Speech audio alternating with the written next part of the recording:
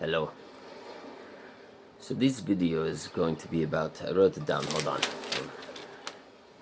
Feeling, I'll show you the paper, no, feeling alone and not having anyone to talk to, not being able to tell anyone about what you're going through or who you are. I'm going to throw it away, I don't know what. Okay. Okay. There's a garbage over there. I missed. So, this could lead to some serious shit, man. So the problem with that is, actually, I should probably say that on the floor because I have to write it on YouTube. So yeah, no, that's some serious shit, man. Like Marsha Linehan, and I've been bipolar my whole fucking life, and I didn't even know what borderline personality disorder was, and then all of a sudden I was watching this video on narcissism because I didn't know if I was a narcissist or not, because people have told me I was a narcissist because of my god complex and shit like that. And I'm like, am I a fucking narcissist? So I watched all these narcissist videos, and this leading expert on MedCircle's pretty dope, by the way. It's got some good shit like CBT and stuff on borderline. MedCircle's pretty chill. So it's like a thing on YouTube. MedCircle. It's on YouTube. It's pretty dope. So I'm watching all these videos, and I'm watching like a playlist on narcissism, and then one comes up called like, what's the difference between a narcissist and someone with borderline personality disorder? And they listed like all the criteria of somebody with borderline personality disorder, and like you need to meet 5 out of the 9 on the DSM criteria, and I met all 9. Like I was like 9 for 9, and I was like, what the fuck? So then I started watching borderline personality disorder videos. I switched over from narcissism because I found out I wasn't a fucking narcissist. I found out I was just borderline, and then I was like, oh shit, man, what the fuck? And then I found out that like most men are not diagnosed right, and they're diagnosed bipolar instead of borderline, because borderline is more prevalent in women. So I was like, fuck, man, like I've been diagnosed with the wrong shit my entire fucking life. It turns out I am bipolar too. Whatever, fuck it. Can't do anything wrong with that shit. So I think the big issue is feeling like we can't tell anybody who we are, that we're borderline or bipolar or anything, because people are fucking scared of us, or they judge us, or they treat us differently. Like Marsha Linehan. I've listened to a lot of Marsha Linehan interviews because she's like the one that created dialectical behavior therapy, DBT, for borderline people. She's a ninja, man. She knows her shit. So, and in one of her interviews, her speeches, she was like, never ever tell anyone you're borderline. Ever. Just don't tell people, because they're gonna judge you, they're gonna look at you differently. And all over like TV, it's just like all these things about like having like mass shootings by like borderline people, and killings by borderline, murders by borderline people. So Marsha was just like, don't tell anybody that you're borderline. And I was like, well, fuck, Marsha. Like, that kind of sucks. Because now I'm going through life like just having to fake this fucking... Like, even when I was bipolar, I never told anybody I was bipolar, because all these things I heard about bipolar people on the news, or from my psychiatrist, or whoever the fuck was telling me about bipolar people, it was always like really bad shit, man. And I knew that if I told anybody at my workplace that I was bipolar, they'd always be like looking at me skeptically, or they'd be like, is he okay? Like, is he going to, like, is he gonna fucking snap? Or can we rely on him? Can we count on this fucking dude, you know? And I knew that. Like, I knew that I couldn't tell nobody. Because I remember I was at Sleepaway Summer Camp, and I was a teacher there. Camp counselor. And nobody thought I was bipolar. Because I fucking lie really. Well, I don't lie, but, like, my life is a lie. Like, overall. Like, I'm like some fictional character. I'm just this fucking fictional character, man. Like, nobody knows who I am. And it really fucking sucks, man. And that's why I'm like fucking Joe Winterow.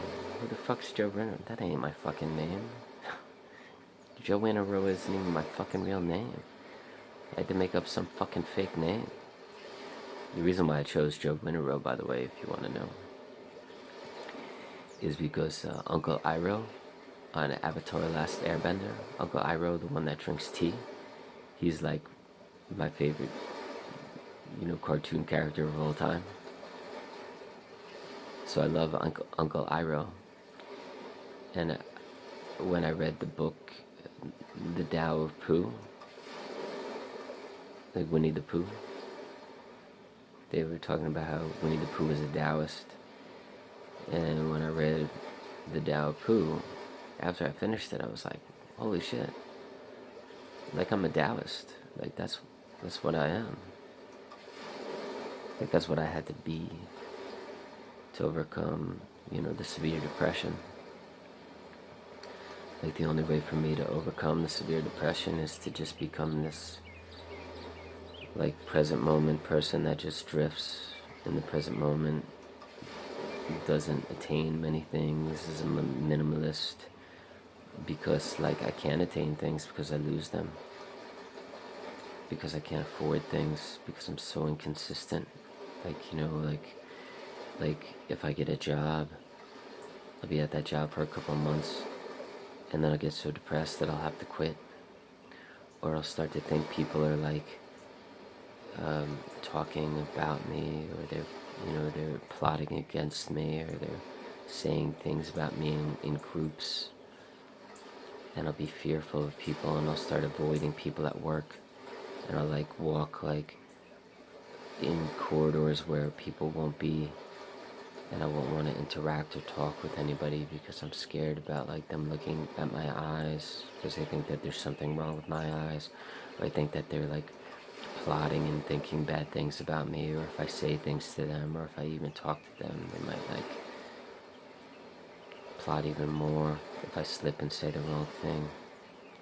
So I either have to quit my job because of severe depression, severe paranoia, and agoraphobia, or I'll have to quit my job because I get too angry and I threaten to kill people, and I quit before they fire me, or they fire me, or a place fires me because of my severe depression, and I can't do the same things as average people, or I get very angry and I get a reputation for somebody that like is severely angry and they don't want me in the workplace anymore. So since I can't keep jobs, I can't buy anything. Like, if I buy a car, I'll lose that car within a year because I can't pay for the car payments. I can't buy a house, obviously. Can't get a wife, obviously.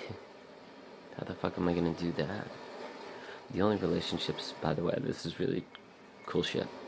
The only relationships I've ever had that worked are when I date somebody that has a shitload of money. Like, if the girl is like well off, like the only functional relationship I had in the past 4 years is a girl that came from parents that were millionaires. Because I didn't have to do anything. I didn't have to worry about making money. She took care of everything.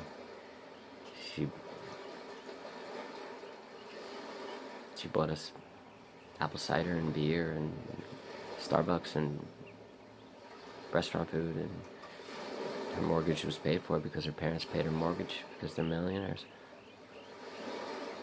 She didn't have a car payment because her parents were millionaires, so she had tons of money because her parents paid for everything for her. She had a really good job, and she got that job because her parents hooked her up. So the only way I could function in a relationship is by marrying a very rich woman. It's pretty funny. So yeah, so I had to become like this Taoist just to survive, or just marry rich women. Yeah, I could totally function in a relationship as long as she's rich. I could probably have children as well, as long as she's rich, and they don't get my bipolar genes. But going back to it, yeah, so you have to live a lie. You can't talk to anybody about who you are. You can't tell people who you really are. And if your family's not supportive, they just make you feel worse. You don't want to tell anybody you're depressed or suicidal because you'll bring them down. So it's like, what the fuck do you do? Spend a lot of time in isolation. And you're just really hard on yourself all the time because you don't think that you're lovable. Because you can't even let anybody know who you really are. Like you create like a fictional character.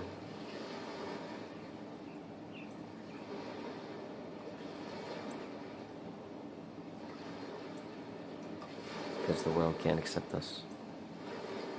They judge us and they critique us. And they're constantly worried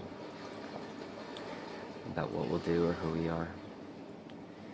So we have to hide our true self and create this fictional self. And Marsha Linehan is right. It's true. Like when I was a camp counselor, going back to that original story, nobody at camp knew I was bipolar. I think I was like 22 at the time, and I was really fucking crazy back then, man. Holy shit, dude. I was a fucking... My nickname at camp was Crazy Joe. Like, Crazy Joe.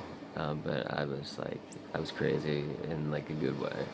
Like fucking, like party boy, like fucking really popular, really cool shit. That's the cool thing about being bipolar or borderline. Like, if you use your talents, manic talents, and like explosiveness and personality in the correct way, you could be highly sought after and well liked by people because you're so fiery and fun to be around. But you could only keep up that fiery person for so long before you go into a suicidal depression. And people are like, and then they get the fuck away from you. Or you blow up and you get really fucking angry and you threaten to kill people, or you fucking explode and yell at people. And they're like, fuck, that guy's fucking unstable. So they get the fuck away from you too. So your periods of success and being accepted by people are very short term. That's why for me summer camp was so good, because summer camp was 7 to 8 weeks. And I could pretty much keep the manic phase going for that long if I really try. Really work at it. But I really have to stay away from alcohol. You know what I mean? So, but usually I start to slip at the end of every year. I can't keep it going on for that long. So for the first 4 to 6 weeks of summer camp, I was very successful, very popular, very well sought after by women, whatever the fucking case was, had friends. And then week 7, week 8, people were like, because my crazy started to come out, whether it was crazy in a manic way or crazy in a suicidal, depressed way, or even a paranoia way. So, but they would kind of forget the last week or two, and they would invite me back the next year because they kind of remember the overall scheme of the 8 weeks that they saw me, which was helpful. So, nobody knew I was bipolar at summer camp. And I remember one summer we hired a kid, and we didn't know anything about his mental illness makeup. And he arrived to the camp, and when he arrived, he told the head counselors that he didn't put this on his resume. He didn't say this over the phone, but he was bipolar. And I was one of the, division leaders at camp. So I guess we had this kind of camp meeting with the seniors up, the owners and the directors and the camp, which is, I was one of those. I was a group leader. So we all met, and they were talking about this kid that was bipolar, and whether we could trust him or not with the children, and whether he was like, a bomb waiting to go off. And we immediately we had our eyes on him all summer. Just because he said he was bipolar. And the kid was fine, man. He was probably on medicine and everything was okay with him. He didn't seem off. But just because he said that he was bipolar and he told people that he was bipolar, we were watching him like a hawk, man. Like, we constantly had our eye out on him, and we couldn't trust him. We couldn't trust him with the kids. We couldn't trust him with anything. And we never let him back at the camp. I don't even know if he lasted the whole summer. I think he left. But here I am. I'm also bipolar. And I'm on the other side of camp, in another bunk. And I'm the fucking, division leader of 4 bunks. I'm taking care of, 54 kids and 12 counselors. And I'm, delegated all these responsibilities. There was no difference between me and this other kid. We're both bipolar. The only difference was, I didn't fucking tell anybody. And he was seen as somebody we couldn't trust. Somebody we had to look out for. So, I learned that summer when I was 22. For the rest of your life, keep your fucking mouth shut. Don't tell nobody that you're fucking bipolar. Ever. Especially if you meet people and you want to be their friends. It's cool shit, man. No fucking lie. It's one of the reasons why I wrote this book. It's one of the reasons why I'm making these fucking videos. It's because I'm fucking old. And a lot of these people that are gonna fucking read this book that I wrote, the ebook on fucking Amazon, which you should definitely buy. That book's gonna be fucking lights out dope. It already is fucking lights out dope. I've read that shit and reread it and fucking reread it. And sometimes I read these chapters and I'm like, fuck, dude, what the fuck? This book is fucking off the fucking hinges. And then, I'm thinking to myself, once this coronavirus started, I'm like, dude, you gotta get that fucking book out there, man, because people are killing themselves left and fucking right. And this book will help heal them and make them feel better so they don't fucking kill themselves. Because this goddamn fucking COVID fucking 19 fucking coronavirus and shit. Fuck. So, yeah, and the book is not legitly edited because I fucking rushed to get it out there to fucking help people not commit suicide. Fuck, it's got nothing to do with me. What the fuck do I need money for? I'm not gonna fucking marry anybody, and if I do, she's gonna be a fucking millionaire. So I don't care about money, man. So, going back to my name, Joe Winterow. The reason why I chose Winterow is because Uncle Iroh from Avatar: Last Airbender is my favorite character ever. I fucking love that guy. I'm just like him because he's kind of a Taoist. And then Winnie the Pooh, fucking obsessed with Winnie the Pooh, homeboy. So, and I'm just like Winnie the Pooh, seriously. And he's a Taoist. I'm pretty much a Taoist. But I'm a mutt, man. I mean, I dabble in Christianity, Catholicism. They're the same fucking thing, really. I have tons of Jewish friends. Lived in the Middle East for a while, so I'm very cool with Arabic people. I dabbled in Arabic, Christian faith, big time. Buddha, like the Buddhist, fucking down with those motherfuckers. Hinduism, yogis. Like I've tapped into all that shit just to help me cure, like, the bipolar and the borderline personality disorder. I just needed all the help I could fucking get to survive every day and not be suicidal. So I dabbled in all spirituality. And then I dabbled in psychology. You gotta tackle all that shit if you want to feel better. And that's how Marsha Linehan invented the DBT. She was staying with a bunch of fucking monks. And she found out that, like, the present moment, to be in the present moment was the way. And to love herself unconditionally, no matter what, was the way. And I was like, hell fucking yeah, Marsha Linehan. You kick some fucking serious ass.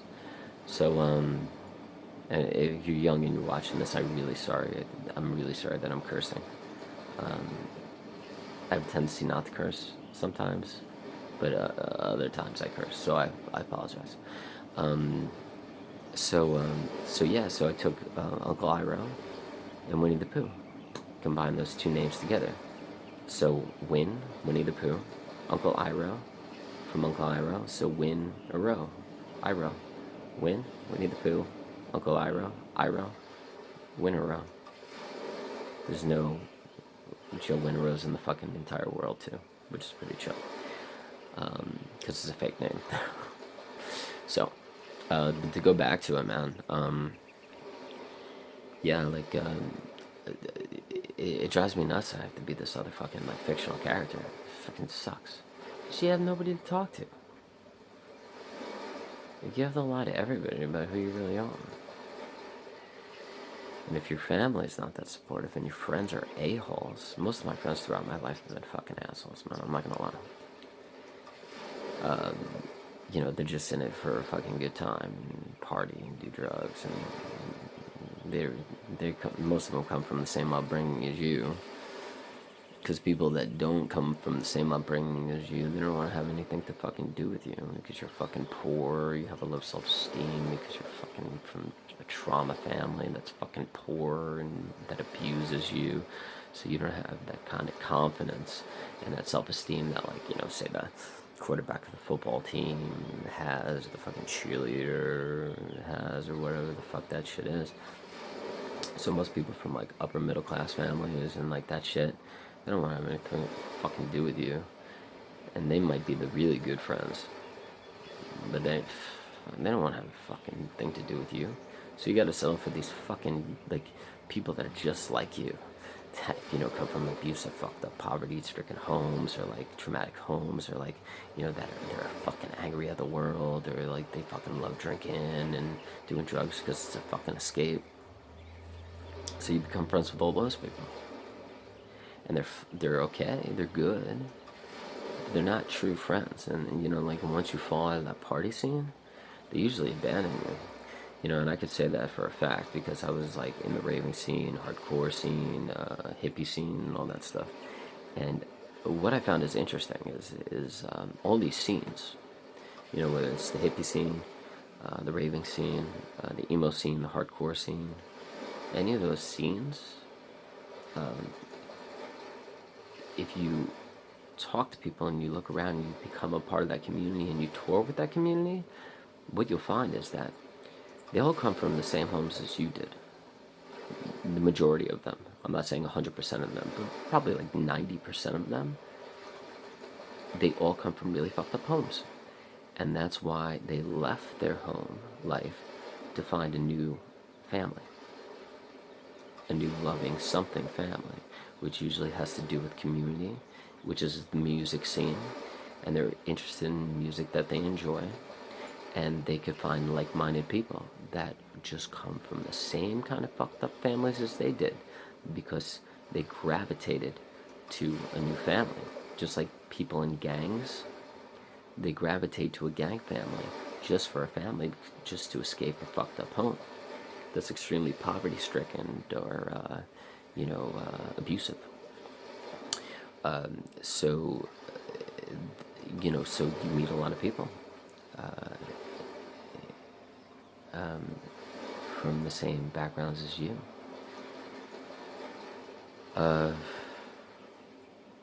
In those scenes, and probably I'd say like 5 to 10% of those people, 15% of those people, they just do it because it's like cool and hip or fun, and they just want to like get a boyfriend or girlfriend that like, whatever. But the majority of the people there, like 85%, they're exactly like you. Whether it's mental illness, poverty, abuse, whatever the hell it is, troubled home. And that's why they seek those families out, those communities out, in a fun way, which is like a music, fun, rave, hippie tours, It's cool, man. I was into those movements for a long time. That's one of the reasons why I became a camp counselor, to have a camp family, to get away from my family in the summertime. So I joined a camp family. I was a camp counselor for 7 fucking years. Sleepaway summer camps for 7 fucking years. The reason why I loved it is because it was a family. It's a community that wasn't my family. But yeah, I mean, but once you leave those scenes, once you stop doing the drugs, the drinking, you might lose those friends because they're not like true friends. They're just in it to, and to get fucked up, drugs, alcohol, and whatever. And if you stop doing those, they might, kind of just be like, oh, he's not, whatever, man. Because you're not into the same things as them anymore.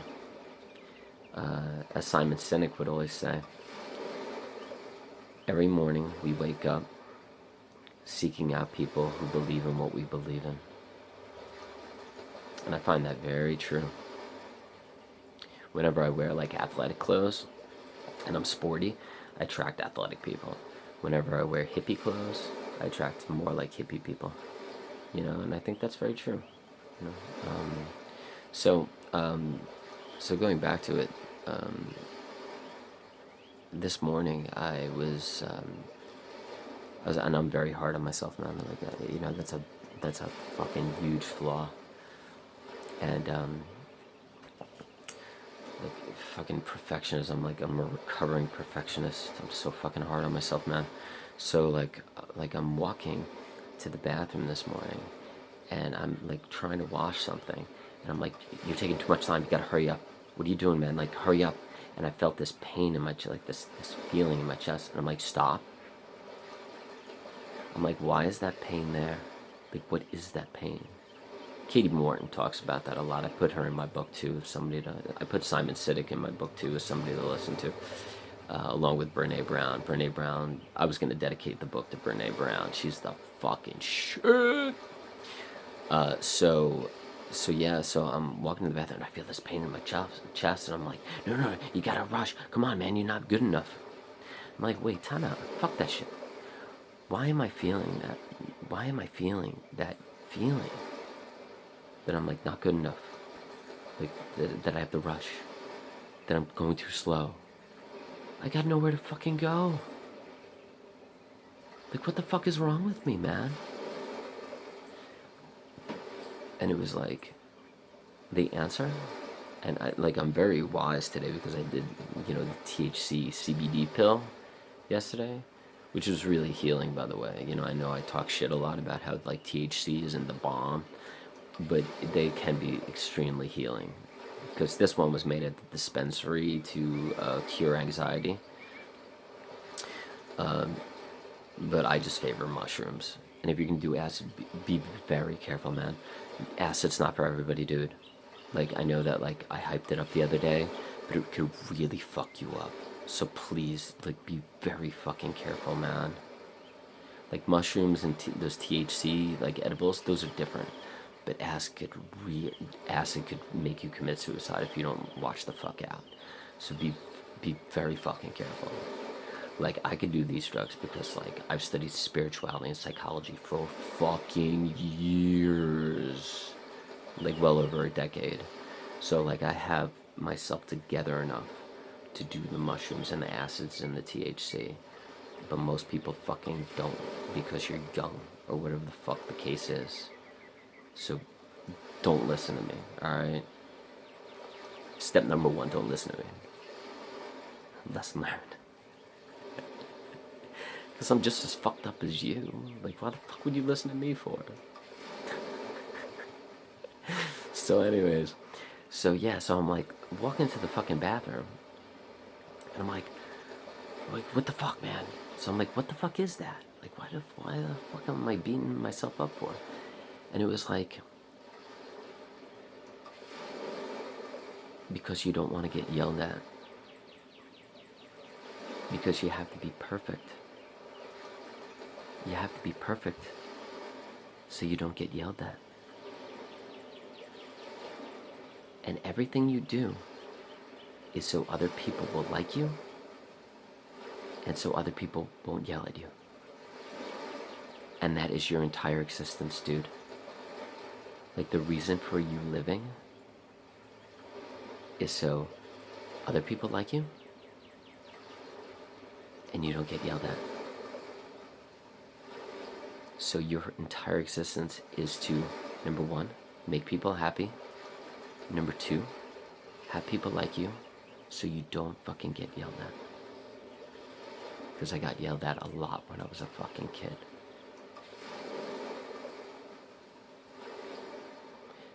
So whenever you feel that feeling, like something's fucking wrong, stop immediately and being like, what the fuck is it?